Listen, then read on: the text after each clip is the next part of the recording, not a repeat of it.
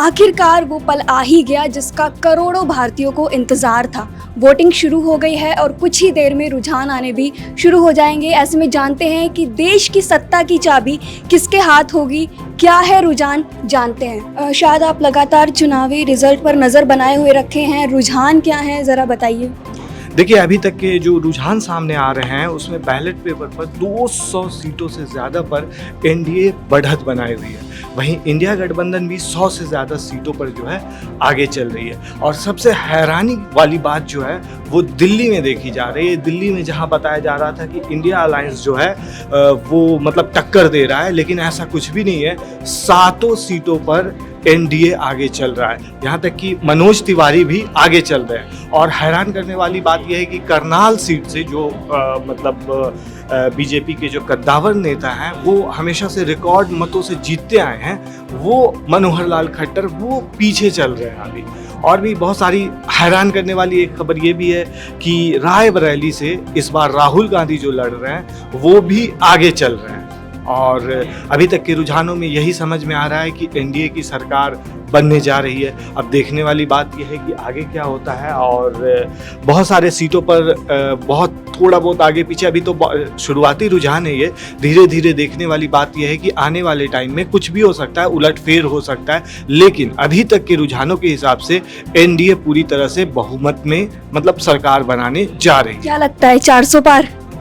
400 पार तो नहीं कहा जा सकता है, क्योंकि इंडिया गठबंधन भी 100 से ज्यादा सीटों पर अभी तक के हिसाब से बढ़त बनाए हुए है। तो कहीं पर भी जो है ना मतलब एनडीए जो है वो डाउन भी हो सकती है और इंडिया गठबंधन आगे भी जा सकती है। तो आप ऐसा नहीं कह सकते हैं कि इसकी एनडीए की जो है सरकार भी बनने जा रही है या 400 पार करने जा रहा है, ऐसा नहीं है। अभी तो फाइट शुरू हुआ है, आगे देखने वाली बात है। बहुत सारी ऐसी सीटें हैं जो स्विंग सीटें मानी जाती है, जिस पर कभी भी पासा पलट सकता है। तो शुरुआती रुझान में तो अभी यही नजर आ रहा है, अब आगे देखते हैं क्या होता है। क्या लगता है दिल्ली का मतलब स्वाति मालीवाल केस और इन सब के कारण दिल्ली में अरविंद केजरीवाल को खामियाजा भुगतना पड़ रहा है? हो सकता है, उसका भी कुछ असर हो सकता है। दिल्ली में अभी तक 7 सीटों पर जिस तरीके से एनडीए बढ़त बनाई हुई है, तो आप इसको इंटरलिंक तो नहीं कर सकते हैं। लेकिन अभी के शुरुआती रुझान में तो नजर जो आ रहा है कि इस बार भी जनता जो है वो एनडीए पर ही विश्वास जताना चाह रही है।